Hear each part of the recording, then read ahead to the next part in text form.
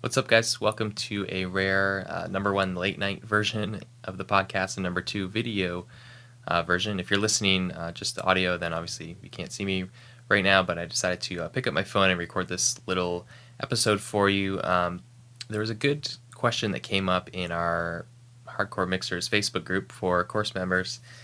And basically someone's just talking about the struggle of, getting stuck in the endless tweaking loop where you're constantly EQing and tweaking stuff and going back and just never being able to commit and never knowing or just like always questioning whether you're actually what you just did is moving the mix forward or not, or if it's the right decision. So essentially, how do you become more confident in making decisions so that you can speed up the mix process? This is something that I know from talking to a lot of you. This is a huge common struggle. And, of course, I've been there as well. So I don't think there's like a really simple, easy answer to this question, but I do have some what I think are very crucial tips to help you move forward in becoming more decisive with your mixes and not falling into this trap. Okay, number one is to avoid mixing in solo. And this is hard, even for, experienced mixers. Mixing in solo is just like, I don't know, you can hear every little move that you're making and it's like gratifying in that way. But I find that this is the number one way that I lose perspective of what I'm doing and start to question whether it's actually making a positive difference or not. Because when you hit solo, you're tweaking things, maybe it sounds good, and then you take solo out and you've got the whole mix and you're like, okay, I can't really hear the things I just did anymore, so was it better or worse? I don't know.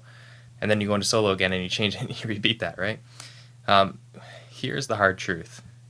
So many of the little tweaks that we make and obsess over in solo and in the mix actually are completely meaningless in the context of the mix. And if you actually force yourself to really avoid solo when you're mixing, you will find this to be absolutely true, because you'll find you're making way bigger moves. You'll find you'll try something and you don't really hear it in the context of the mix, so you just move on and try something else, right? This is a really hard discipline to master, but this is really going to help you on this road, because this is where you lose perspective when you're just mixing in solo. You need the context, and having that context by not using solo as a crutch, that's going to help you make faster decisions and make bolder moves and things that actually make a difference versus just these kind of endless, meaningless little tweaks. Okay? So number two, for becoming more decisive and mixing faster and not getting stuck in this endless loop, is to set a deadline. Now, this can be hard if you're just mixing for fun or for a hobby. It's kind of hard to do this. But if you got clients, when you book someone, set a deadline. Say, I'm going to give you the mix by this date. This is when it's done. And even better, if you can, book the next project right after that, so you have no wiggle room. But ultimately, of course, this comes down to your personal commitment and your discipline to actually stick to what you set for yourself.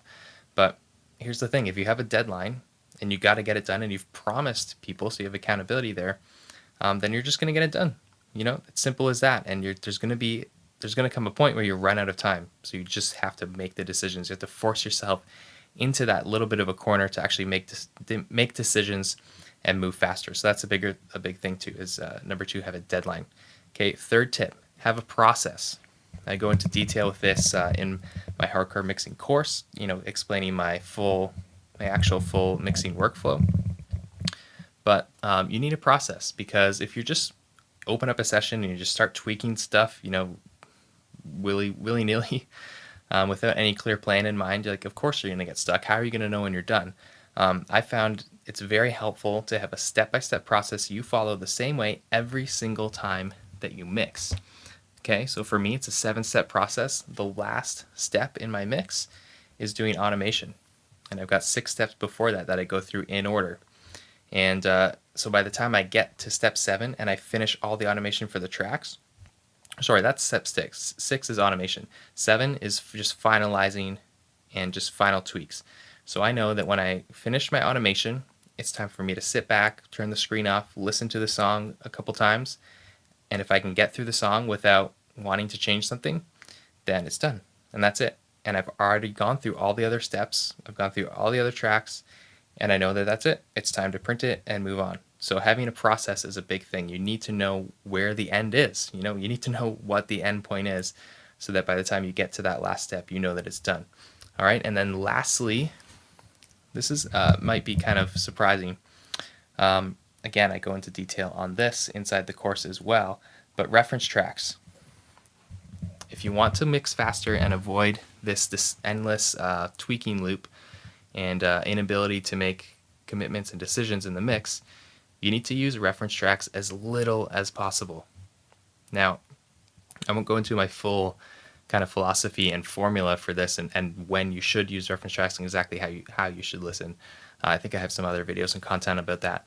But you want to use them very strategically and in a limited basis.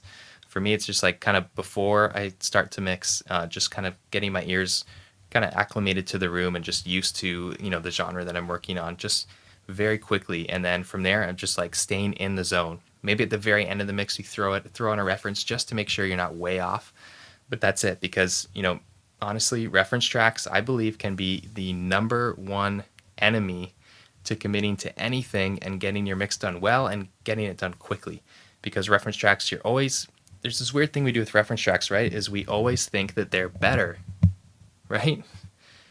And maybe a lot of times they are, because, maybe you're more of an intermediate or you're a beginner and you're comparing to like a finished pro record. Okay, yeah, the mix is better than yours, but, as you get to a higher level, the reference tracks become even more and more useless because, we do this funny thing where, like, if you're a good mixer and you're comparing yourself to other good mixers, for some reason, we have this habit of, like, automatically thinking that the reference is better, right? So we're mixing, we're feeling good, we're in the middle of the mix. The worst thing you can do is throw on the reference track, because you're going to start questioning everything you did. It's like, oh shoot, that sounds brighter. Oh man, that snare's totally different. I should change mine. Then you go back and you endlessly just tweak. And especially if you're listening to different reference tracks every time, you're going to do this even more. So I'm just advice I'm giving is probably counter to other stuff that you've heard, but reference tracks can be like a huge detriment to your mixing process. So use them sparingly and strategically. Again, all these tips are in depth inside of the full course, but this is really kind of the gist of it. And so those are my 4 tips. Avoid mixing in solo. Set a deadline. Have a process, a step-by-step workflow that you follow so you know what the last step is. And then 4, use reference tracks very sparingly because they can be your number one enemy here. All right, thanks for listening or watching, guys. Hope you enjoyed this. If you're watching the video, leave a comment below and make sure you subscribe to this channel and to the podcast. And otherwise, we'll see you on the next one.